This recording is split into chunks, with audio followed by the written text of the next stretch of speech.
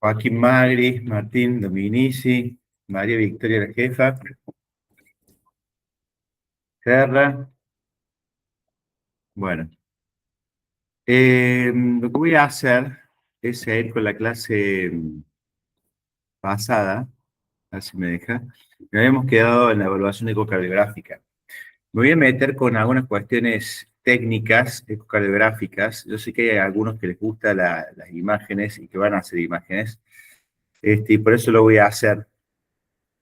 Para los otros que no les importa, no pasa nada. Pero es importante que entiendan un concepto que quizás lo hayan leído ya algunas veces y que no esté claro. Entonces vamos a ir a la cuantificación. Habíamos dicho que desde el punto de vista ecocardiográfico, cuando vamos a evaluar una valvulopatía, tenemos que tener al menos un esquema, que este es el que suelo usar yo, que es por un lado determinar el mecanismo y la etiología, después cuantificar el grado de insuficiencia y por último la repercusión hemodinámica y la consecuencia que tiene también en las cámaras cardíacas. A ver si pasa. Entonces, cuantificar el grado de insuficiencia. Tenemos parámetros cualitativos, semi-cuantitativos y cuantitativos. Dentro de los parámetros cualitativos tenemos la relación ancho del jet tracto de salida del ventrículo izquierdo, la densidad del flujo regurgitante y el flujo reverso en aorta descendente. ¿Dónde vamos a ver el ancho del jet y el diámetro del tracto de salida? En el eje largo parasternal, lo vamos a hacer con zoom, y donde vamos a medir el ancho del jet a 1 centímetro de la vena contracta. Cuando vemos esta imagen acá, vemos que se dibuja perfectamente el PISA, después viene la vena contracta y después sigue el ancho del jet. Entonces lo que vamos a hacer es la relación del tracto de salida con el ancho del jet. Las ventajas es que es simple y es rápido. La desventaja es que puede subestimar el jet, por ejemplo, en este caso, que no, la verdad que no se ve muy claro en esta diapositiva, pero a ver, es un video.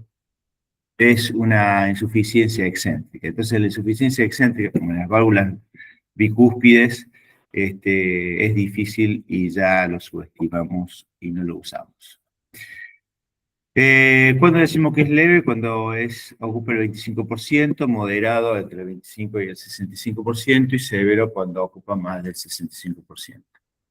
Tienen una diapositiva previa, que no me voy a ir para atrás por una cuestión de tiempo, que muestra un jet severo que ocupa todo el tracto de salida. Y este es un error común que suelo ver en ustedes, pero es porque están empezando, que cuando ven un jet a nivel ahí central, se asustan o dicen es más que moderada o severa, y ustedes tienen que, cuando vean una severa, ocupa todo el tracto de salida, básicamente. Densidad del flujo regurgitante, tenemos que alinear el Doppler como lo vemos ahí en 5 cámaras. Vamos a ajustar la ganancia y lo que vamos a ver es la densidad de lo que vemos ahí, de cuánta cantidad de glóbulos rojos, digamos, agrupa el jet. Las ventajas de vuelta es que es simple realizar, la densidad es lo que acabo de mencionar, y las desventajas es que es cualitativo y es difícil de alinear cuando son jets excéntricos. La otra cosa es ver el flujo reverso a nivel de aorta descendente. Este puede ser ya sea a nivel de aorta torácica descendente o a nivel de aorta abdominal, como lo estamos viendo acá. Lo interesante de lo que estamos viendo acá es que lo veo tanto en color como con el Doppler continuo, que ustedes ven que hay un flujo, que hay un escape de flujo. Se alcanza a verlo, alcanza a distinguir ahí en esa aorta descendente. Sí, que eso es muy característico de una insuficiencia aórtica severa. ¿Y cuándo decimos que es severa? Cuando vemos en el Doppler, que es holosistólico y que a fin de diástole tiene más de 20 centímetros por segundo. ¿Qué cosas tenemos que tener en cuenta con respecto a esto? Que depende de la complacencia de la aorta y es menos confiable en ancianos, es decir, que se puede ver en ancianos, no tanto, pero podemos ver el flujo reverso. El reflujo reverso corto es normal, puede estar presente en pacientes con fístulas AB o con seno de Valsalva roto y puede no ser holodiastólico en insuficiencia aórtica aguda.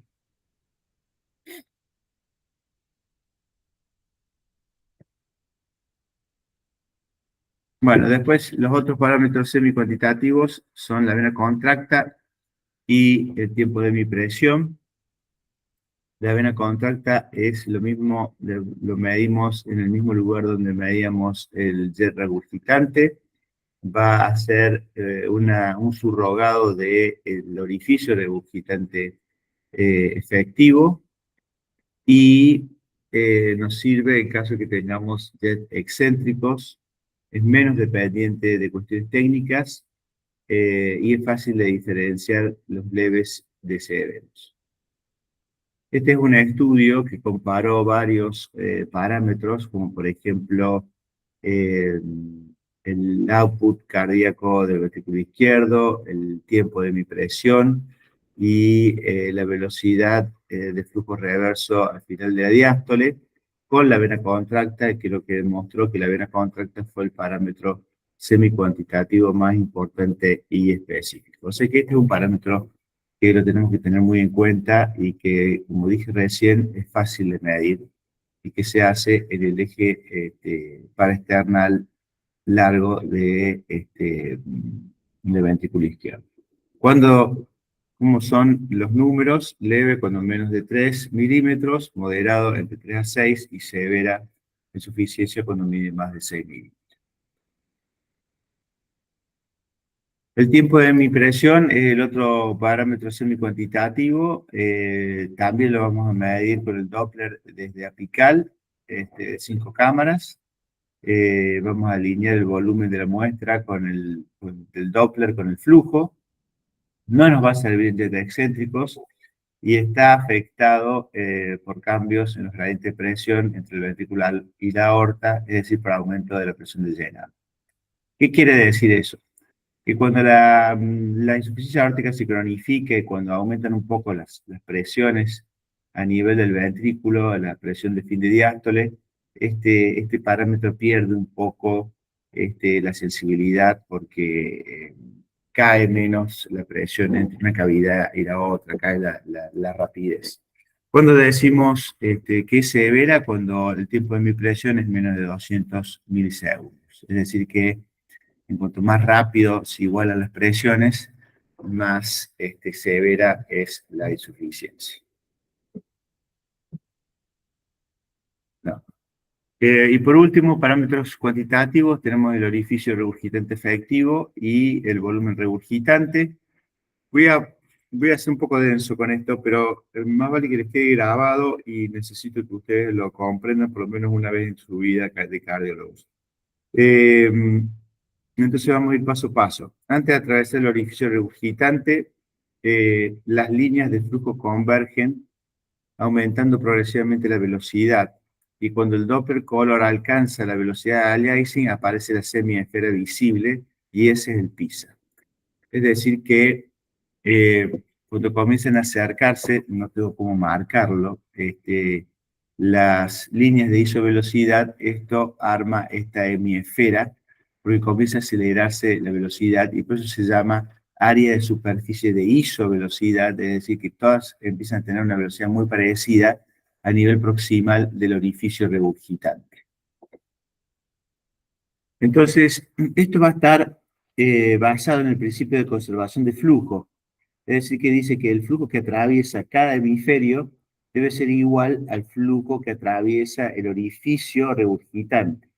Entonces el flujo va a ser igual al área por velocidad. Si tomamos una esfera, para medir el área de la esfera, la fórmula va a ser 4 por pi por radio al cuadrado.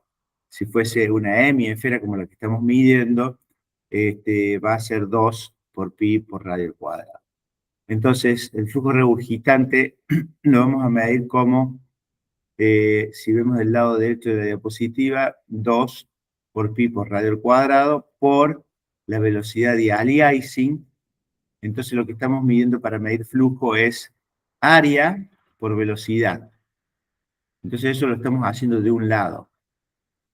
Y por otro lado,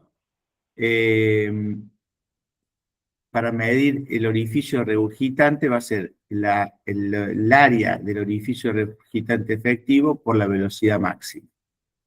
Entonces seguimos la fórmula y seguimos y igualamos las ecuaciones.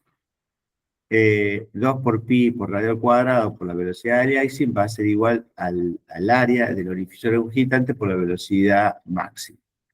Para saber cuál es el área del orificio regurgitante efectivo, despejamos la fórmula y entonces vamos a tener esta famosa fórmula para estimar el orificio regurgitante. Entonces, si lo vemos acá, ya directamente sobre el paciente, lo que vamos a medir va a ser justamente el radio del PISA, para que nosotros podamos tener una mejor definición de la hemiesfera. Lo que solemos hacer es disminuir la escala de la aliasing, es decir, cambiar el nivel de base de la escala y lo hacemos en dirección hacia donde va el flujo. ¿Qué quiero decir con esto? En este caso yo estoy enfrente de la insuficiencia aórtica, entonces la insuficiencia va a ir hacia mi transductor y entonces la voy a disminuir hacia el lugar hacia donde se produce la insuficiencia. Si fuese una insuficiencia mitral, lo haría hacia el otro lado porque el flujo se va hacia la otra dirección. Entonces, el equipo, porque estos cálculos no los hacemos nosotros, ya tiene esta fórmula dentro de su pack de software, y lo que hace, lo que tenemos que hacer nosotros es medir el radio del PISA, va a tomar en cuenta esa velocidad de aliasing, y por otro lado vamos a medir la velocidad pico de la regurgitación. Entonces, a partir de ahí vamos a tener el orificio regurgitante. Y el volumen regurgitante, vamos a volver a, va a depender de el ORE por el BTI de lo que midamos del flujo regurgitante. Entonces decimos que es severa en el caso de la insuficiencia aórtica cuando tenemos un ORE mayor a 0,3 centímetros cuadrados y un volumen regurgitante mayor a 60 mililitros. ¿Cuáles son las ventajas? Que es una forma rápida para estimar en forma cuantitativa el orificio regurgitante y el volumen regurgitante. No se afecta por condiciones hemodinámicas ni valvulopatías concomitantes. Y nos puede servir en jet excéntricos si lo alineamos bien. Es decir, en jet excéntricos que podamos medir bien el PISA, nos puede servir. Las desventajas no es válido en múltiples jets. La calcificación valvular puede hacer que nos genere algunos artefactos que hagan que no nos permite ver bien el color y definir bien el PISA. Y los pequeños errores en el radio, que no todas las piezas son perfectamente una hemiesfera. Como ustedes saben, por ejemplo, en la insuficiencia mitral, hay insuficiencias mitrales de tipo secundaria, donde es una semiluna, no es simplemente una esfera, entonces en ese caso subestimamos el orificio regurgitante. Bueno, y por último, la repercusión hemodinámica. Esto vale para todas las valvulopatías. No hay una insuficiencia aórtica significativa si el ventrículo izquierdo no está dilatado. Entonces, ustedes tenganlo en presente siempre. Esto también sirve para la insuficiencia mitral, para la estenosis mitral. Es decir, que es muy difícil que ustedes tengan, a no ser que estemos en un cuadro agudo y el paciente va a tener un cuadro clínico totalmente diferente. Si ven un paciente caminando y ustedes lo evalúan por consultorio externo, le hacen un ecocardiograma y si el ventrículo es un ventrículo pequeño, lo voy a decir al revés, es muy difícil que tenga una insuficiencia aórtica severa, sobre todo cuando esto les produzca alguna duda. Está bueno poder indexar también los diámetros y los volúmenes a la superficie corporal, porque hay distintos tamaños, y esto lo vamos a ver en las próximas diapositivas porque es importante. Bueno, no hay una sola medición o parámetro suficientemente preciso para cuantificar la insuficiencia aórtica, y por lo tanto tenemos que integrar todos los parámetros. Cuando yo les muestro esta diapositiva, ustedes es para volverse completamente locos.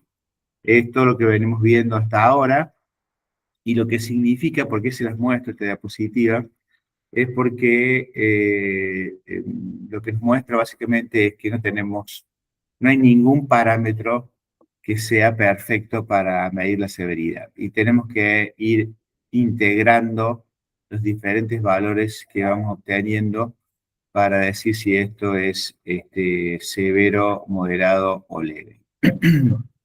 Obviamente que hay casos que son más simples que otros, pero no siempre es así.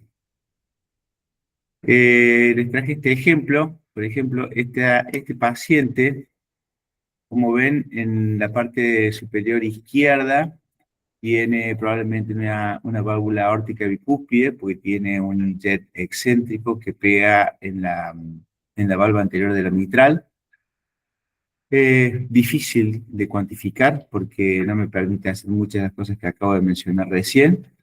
Pero fíjense, por otro lado, a nivel de la derecha tenemos la aorta torácica descendente, y vean qué importante, y se fue justamente a propósito, porque tiene ese flujo regurgitante. ¿Lo ven ahí? Ese color rojo que prácticamente es permanente, es muy llamativo, y eso nos está hablando de que esta insuficiencia es al menos moderada a severa.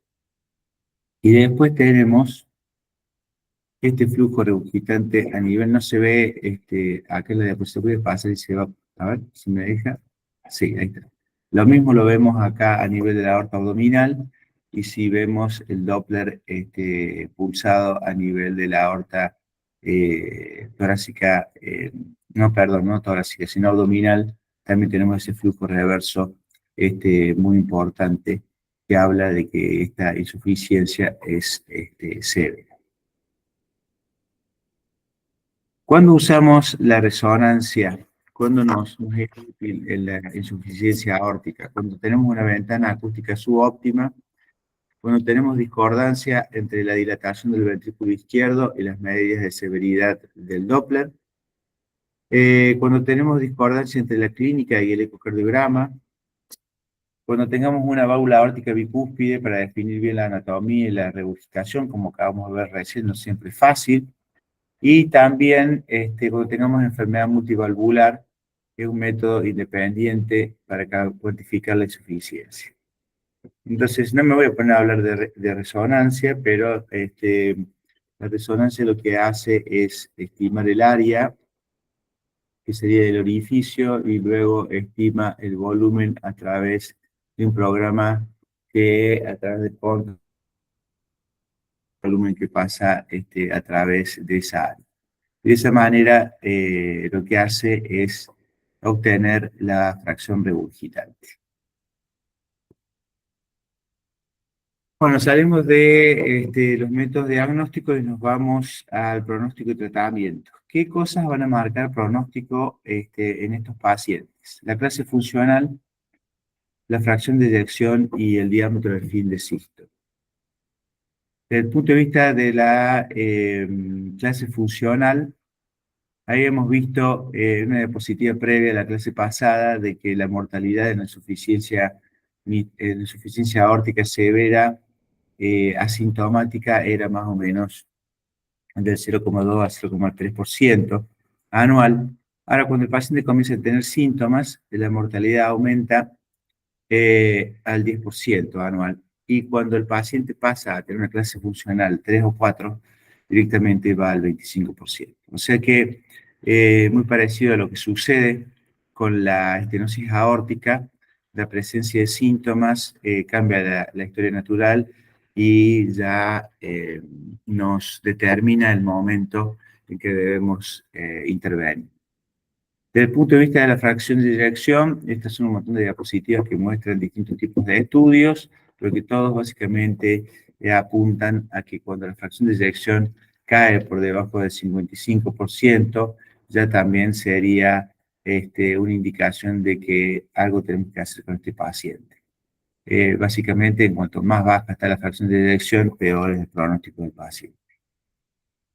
El strain longitudinal también es otro parámetro que ya no podemos decir que es nuevo, porque ya hace mucho tiempo que lo tenemos, pero que lo podemos hacer perfectamente, que ha demostrado que a pesar de tener una buena fracción de eyección, los pacientes pueden tener un strain disminuido y que esto determina también pronóstico y peor pronóstico. El valor de corte en los pacientes con insuficiencia aórtica es de -19. Más allá de este conocimiento que es una herramienta más que tenemos para la guía de nuestros pacientes con insuficiencia aórtica, todavía no están en las guías como un parámetro para que nosotros tomemos una decisión. Vamos a este estudio, les traje este estudio muy viejo, estudio hecho por el doctor Bono, que fue uno de los primeros estudios que determinaron pronóstico y momento de tratamiento. Fíjense, en pacientes asintomáticos, el número de pacientes que ingresaron fue 104, el 86% fueron hombres, la edad promedio de 36 años, o sea que gente muy joven, una fracción de eyección mayor a 45%, hicieron un seguimiento a 8 años. Estos estudios, imagínense, les puse ahí abajo, con modo M, porque todavía no existía el 2D, y lo que determinaron estos autores es que la mortalidad de los pacientes cuando el diámetro sistólico era menor a 40 milímetros era del 0%.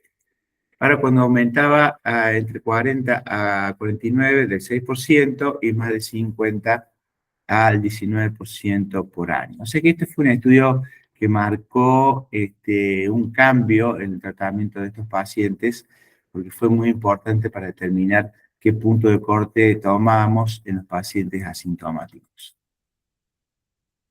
Una cosa a tener en cuenta, que nos fuimos dando cuenta después, es que tenemos que tener muy presente a las mujeres y a los hombres con superficie corporal pequeña, porque llegan a un diámetro mayor a 50 milímetros más tardíamente.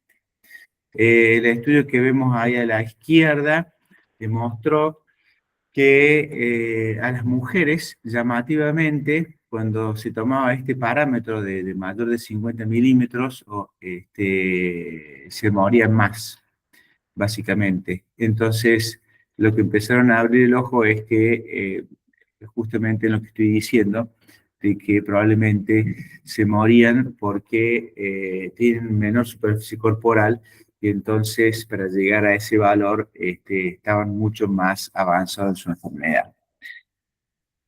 Eh, Luego vinieron estos estudios que en definitiva lo que hicieron fue indexar el diámetro sistólico de la superficie corporal y determinaron que el valor indexado para tener como punto de corte que comenzaba a cambiar la evolución de los pacientes es de 25 mililitros por metro cuadrado, perdón, 25 milímetros por metro cuadrado. Estos son otros estudios que ya directamente determinan un punto de corte mucho más bajo, es decir, 20 milímetros por metro cuadrado, ya comienza a aumentar el riesgo de muerte.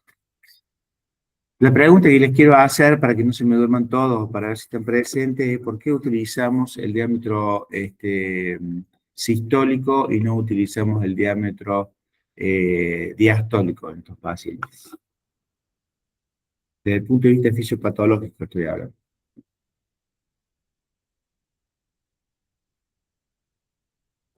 No me dejen hablando solo porque sé que están ahí. Me imagino que por la dilatación ventricular el diastólico te va a dar exagerado, digamos así. ¿Alguien más que esté despierto?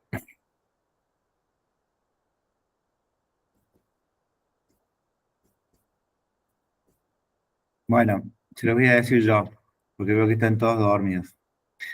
El diámetro sistólico se toma como parámetro porque forma parte de lo que se llama acortamiento de la fibra. Está bien, está hablando del acortamiento de la fibra. Entonces, es un subrogado de la capacidad de contracción de la fibra. Entonces, cuando se pierde la capacidad de contracción de la fibra, el paciente pierde su reserva contractil. ¿Eh? Entonces, por eso es más importante que el diámetro diástolo. Voy hacia ahí. Bueno, ¿por qué usar diámetros y no volúmenes? Este es un estudio que comparó medir volúmenes versus diámetro y un volumen mayor a 45 mililitros por metro cuadrado coincide con el límite de dilatación severa de las guías ACE y de las europeas y no demostró ser superior al diámetro de fin de sístole del ventrículo izquierdo en términos de mortalidad. De un paciente interesante, pero de todas maneras el diámetro sistólico sigue siendo tan bueno como los volúmenes, entonces y es un parámetro mucho más simple de medir que los volúmenes. Pasamos a tratamiento. Esta es una diapositiva muy cargada, pero quiero que vayamos punto por punto. La iba a ir dividiendo, pero la vamos a ver toda junta. ¿Qué dicen las guías? Esta es una comparación entre las guías americanas y las guías europeas. Van a haber algunas pequeñas diferencias porque las guías americanas son del 2020 y las europeas del 2025 y estos 5 años cambiaron, pasaron cosas, digamos, y vamos a ver algunas diferencias. Entonces, pacientes con insuficiencia aórtica severa sintomática, sin lugar a dudas, para las dos guías es indicación de cirugía clase 1. Pacientes con insuficiencia aórtica severa asintomática con fracción de eyección reducida, para los americanos, menos del 55% ya tiene una clase de indicación 1. Para los europeos, menos de 50, bajan todavía más la fracción de eyección, mientras que para cuando tiene menos de 55 la consideran como clase 2B. En los asintomáticos, con dilatación del ventrículo izquierdo. Los americanos dicen más de 50 milímetros o una dilatación de más de 25 por metro cuadrado, sería una indicación 2A, mientras que para los europeos más de 22 o un volumen más de 45 sería una clase de indicación 2B. Los americanos hablan de una disminución de la fracción de eyección en forma progresiva, es decir, cuando le hacemos una serie de ecos seriados y vemos que la fracción de eyección comienza a caer, ese ya sería también una indicación clase 2B en el seguimiento de intervenirlos. Con respecto al volumen, no tiene una indicación en las guías americanas, pero sí lo tienen en las europeas, no me voy a meter en esto. Y en los pacientes que tengan insuficiencia aórtica severa con otra indicación de cirugía, es decir, concomitante con CABG o de la aorta ascendente, obviamente que tienen clase 1, y también en las europeas. En la moderada con otra cirugía cardíaca concomitante van a tener clase 2A. En los europeos está discutido. Y acá entramos en los dos últimos puntos, que es la reparación y el TAVI. Como dije recién al principio, las guías americanas son de 2020, o sea que son un poquito más viejas. Y no está especificado en cuanto a la reparación de la válvula aórtica, pero los europeos ya mencionan que en pacientes seleccionados, y ya lo vamos a ver en las próximas diapositivas, y en centros experimentados, siempre que se pueda, y esto es algo parecido a lo que hemos visto con la mitral, tendría una indicación de reparar la válvula antes de hacer el reemplazo, con una indicación de clase 2A. Y el TAVI en pacientes con insuficiencia aórtica nativa los americanos habían puesto que era clase 3, mientras que los europeos ya en el 2025, en los pacientes inoperables o de alto riesgo y que tengan una anatomía favorable, tienen una indicación 2B. Y ahora vamos a hablar de esto. Entonces vamos a las técnicas de reparación. ¿Qué dicen los europeos? Siempre debe ser considerada la reparación en pacientes con insuficiencia aórtica severa en centros experimentados que sepan que tengan un buen volumen, es decir, eso significa que sean experimentados y que tengan buenos resultados. Clase de indicación 2A con un grado de evidencia B. Los mejores candidatos son aquellos con válvulas tricúspides o bicúspides, con valvas flexibles y no calcificadas con cantidad suficiente de valvas. Esto no pretendo que lo sepan, pero sí que hay diferentes tipos de técnicas. Esto ya es para una charla para los cirujanos. Y nosotros, desde el punto de vista imaginológico, tenemos que tener en consideración determinadas cuestiones anatómicas para ver si esta válvula, como acabo de mencionar recién, puede ser considerada reparable o no. No me voy a meter, es un tema muy técnico. Cuando quieran, yo se los aclaro personalmente o en otra clase.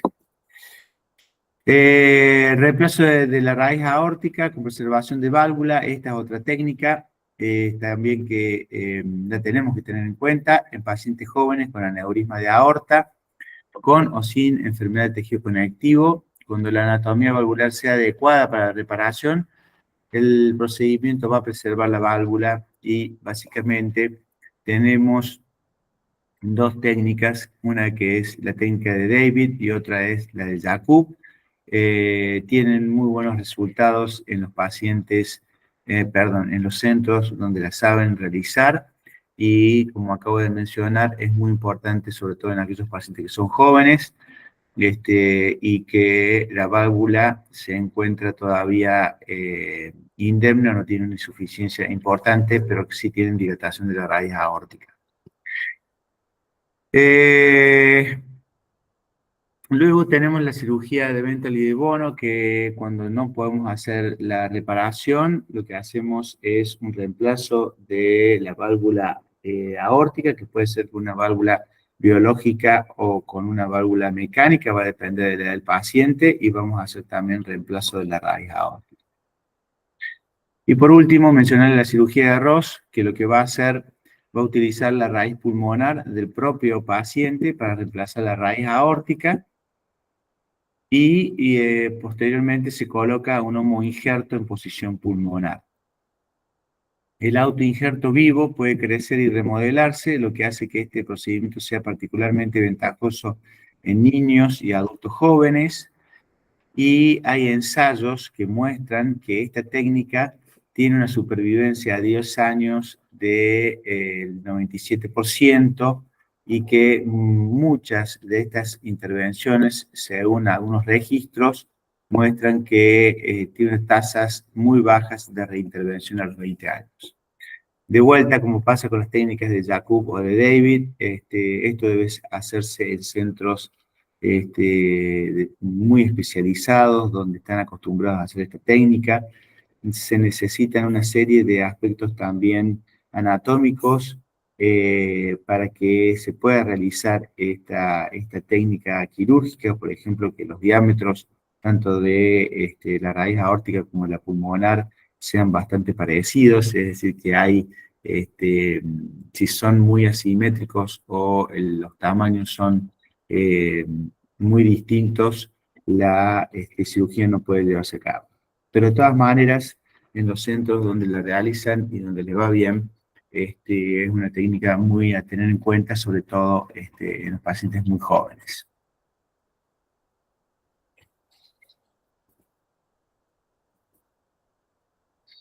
Bueno, vamos al tema de las prótesis. Estos pacientes van a cirugía. Las válvulas mecánicas suelen preferirse en pacientes jóvenes o en aquellos que ya reciben anticoagulación. La tasa de ausencia de deterioro estructural es superior al 95% a los 20 años, por lo cual, como verán, les va muy bien a estas válvulas.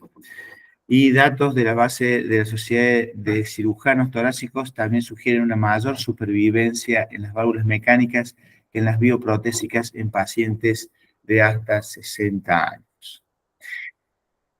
Hay un montón de válvulas, de distintos tipos de válvulas. Simplemente les muestro esta, que es la válvula ONX, que ustedes la han visto, es decir, ustedes han tenido ya pacientes que le han hecho reemplazo con esta válvula en el sanatorio.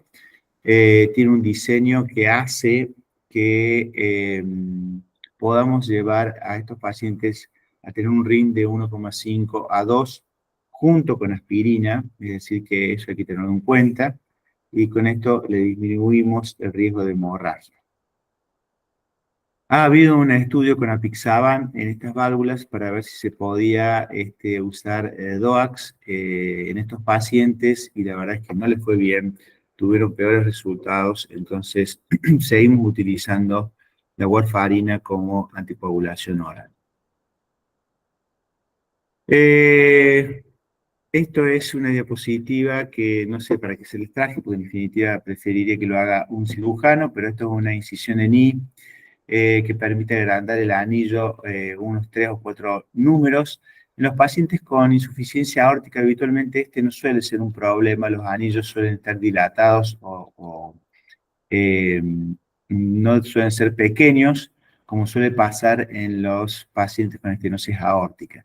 ¿Por qué es importante esto? Hay diferentes técnicas, simplemente yo les traje este tipo de técnicas, pero los cirujanos les pueden mencionar otras técnicas que también, de acuerdo al cirujano, puede utilizar, porque el mismatch protésico es un problema y durante tiempos pasados se ponían válvulas muy pequeñas que después tienen una repercusión hemodinámica en los pacientes muy importante. Lo que están tratando de hacer los cirujanos en la actualidad, y esto ha sido muy importante con el advenimiento del TAVI, sobre todo en la estenosis aórtica, es esto que es el agrandamiento del anillo para que puedan entrar válvulas un poco más grandes.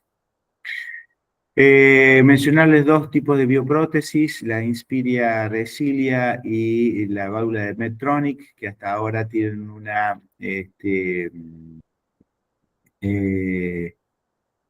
un seguimiento a 7 años con un deterioro estructural bastante bajo. Estas son válvulas con una plataforma de tejido nueva, con un tratamiento nuevo. Así que tendremos que ver cómo siguen estas válvulas, estas bioprótesis, mejorando con respecto a la durabilidad. Es importante y es interesante lo que está sucediendo con las bioprótesis porque, de vuelta mencionando el TAVI ha revolucionado todo lo que es el tratamiento de la valvulopatía aórtica, y si bien estamos hablando de insuficiencia aórtica, también tiene que ver con esto, y ha llevado a que la tecnología y que los cirujanos también traten de mejorar todo el aspecto quirúrgico para que estos pacientes tengan una mayor longevidad en cuanto a sus válvulas y en cuanto al paciente en sí mismo. Bueno, ¿hay algo más en desarrollo? ¿Existe alguna otra necesidad médica insatisfecha en estos pacientes? Bueno, fíjense este estudio. Este estudio incluyó más de 4.000 pacientes con insuficiencia aórtica severa y determinó que solo el 25% de estos pacientes fueron intervenidos entre el 2008 y el 2016 en Estados Unidos. Cosas a tener en cuenta, muchas de ellos eran mujeres mayores de 80 años y muchos de ellos con fracción de eyección menor al 35%. ¿Por qué es importante? ¿Se acuerdan la clase pasada que mostré que hay un gran número de pacientes que no están diagnosticados? Muchos de estos pacientes son añosos y a diferencia de la estenosis aórtica, que es mucho más florida, la forma de presentación de sus síntomas es mucho más contundente, la insuficiencia aórtica es mucho más insidiosa, entonces puede pasar mucho más desapercibida. Y este es un problema porque, como vemos, muchos de nuestros pacientes pasa algo parecido también con la estenosis aórtica, cuando vemos los números también están subtratados, pero esto verdaderamente es llamativo.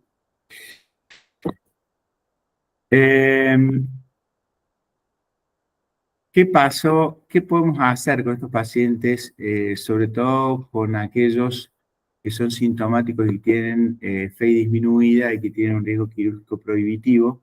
Estaría indicado utilizar IECA o ARA2 y o sacubitril valsartán. Esto tendría una indicación de clase 1 con nivel de evidencia B, pero a pesar de esto, a pesar de la utilización de esto, porque básicamente lo que estaríamos haciendo es tratamiento para insuficiencia cardíaca, en parte, la mortalidad anual de estos pacientes sigue siendo altísima, del 25 al 30%. Es decir, que a pesar del tratamiento médico, estos pacientes no cambian su evolución natural demasiado. Entonces, esto podríamos decir que es una diapositiva vieja, porque a partir de estos datos se comenzó a utilizar el implante off-label de el TAVI. ¿Cuáles han sido las dificultades de la utilización del TAVI en estos pacientes con insuficiencia aórtica? Los anillos de los pacientes con insuficiencia aórtica, como mencioné recién, y los senos aórticos suelen ser grandes. La dilatación aórtica puede estar presente en forma concomitante. El sitio de anclaje es insuficiente debido al escaso calcio. Estos pacientes tienen poco calcio, entonces el anclaje de las válvulas suele ser malo. Y también esta falta de presencia de calcio hace que desde el punto de vista fluoroscópico haya una inadecuada visualización del anillo aórtico. Todo esto lleva a las complicaciones que están mencionadas aquí, que son la embolización de las válvulas, la insuficiencia aórtica residual y el implante de marcapasos, que no son complicaciones menores y que, como vamos a ver, han sido complicaciones frecuentes. ¿Qué tipo de dispositivos tenemos? Bueno, tenemos por un lado los dispositivos percutáneos que son derivados del TAVI, como el Evolut o el Accurate Neo, que son válvulas autoexpandibles, y por otro lado tenemos las balones expandibles como las Sapiens, y en la actualidad están en desarrollo y ya hay una válvula que está aprobada por los europeos, que es la JenaValve, que está específicamente diseñada para la insuficiencia aórtica, y esta válvula no está aprobada por los americanos todavía. Y por otro lado, esta válvula que es la J-Valve, que está desarrollada por los americanos, pero que todavía está en fase de estudio, todavía no está aprobada. Bueno, esto es una diapositiva que se las voy a dejar para que la tengan simplemente a modo de informativa. Y este es un metaanálisis de 34 estudios donde comparó la utilización de los dispositivos que son para TAVI versus la válvula destinada específicamente para insuficiencia aórtica, que es la JenaValve, y lo que demostró, fíjense, me voy a detener un minuto en esto, que menor mortalidad a los 30 días, 3% cuando utilizas la JenaValve versus el 9% cuando utilizas un dispositivo TAVI, mayor éxito del dispositivo, 93% versus 83%, menor tasa de insuficiencia aórtica residual moderada y de embolización o migración valvular, 2% frente al 8%. Fíjense estos números con TAVI, 8% de embolización valvular, tasa de éxito 82%, mortalidad del 9%, o sea que son números, la verdad que inadmisibles desde el punto de vista de utilización de este tipo de procedimientos. Marcapasos permanente, 11% versus 20%, y la mortalidad al año, 6% versus 24%. Es decir que no cabe duda que los dispositivos destinados a la insuficiencia aórtica son mucho más efectivos. Este es la Line Trial que utilizó esta válvula. Esta válvula tiene unos anchors, es decir, tiene unos ganchos que lo que hace es que se enganchan a las valvas de la válvula aórtica, es decir, que la manera de actuar el mecanismo de de funcionamiento para que se ancle la válvula es totalmente distinta al de los dispositivos de TAVI. Lo que demostró este estudio en pacientes con fracción de eyección mayor al 25%, con un riesgo quirúrgico muy elevado. El éxito técnico fue del 95%, con una mortalidad a los 30 días del 2,2% y con un riesgo basal previsto del 4,2%. El 99% de los pacientes presentaron regurgitación menos de moderada a los 12 meses y el gradiente transvalvular, que esto es otra cosa importante a tener en cuenta con cualquier dispositivo, el medio fue de 4,3 y el área de orificio efectivo fue de 2,8. O sea que es una válvula que está, que es bastante buena desde el punto de vista del primer estudio que se hizo, y lo que tenemos que ver es cómo sigue comparativamente. Y este es un estudio que está ongoing, que se llama ARTIST, es un ensayo aleatorizado para evaluar la seguridad y la eficacia entre el TAVI y el reemplazo valvular aórtico en más de 1000 pacientes con un seguimiento programado a 10 años. O sea que básicamente lo que están haciendo es lo mismo que se hizo con TAVI, pero con la insuficiencia aórtica. Entonces, lo que tenemos hasta ahora es que esta terapéutica solamente estaría indicada en pacientes inoperables con alto riesgo y que tengan una anatomía que sea favorable para la utilización de esta válvula con una indicación 2B. Tenemos que esperar los resultados de este trial que acabo de mencionar recién. Así que hasta acá llegamos. Esto ha sido todo. Y si tienen alguna pregunta, se las contesto, y si no, los dejo, los libero para que sigamos el día. Gracias, Andy. La próxima la voy a tener presencial esta clase, para tenerlos Sí, enfrente sí, mío. sí. ¿Eh? Sí, voy a Santi, dejar. gracias. Bueno, nos vemos. Nos vemos, Santi. Chao. Gracias, Santi. Chao, Santi, gracias.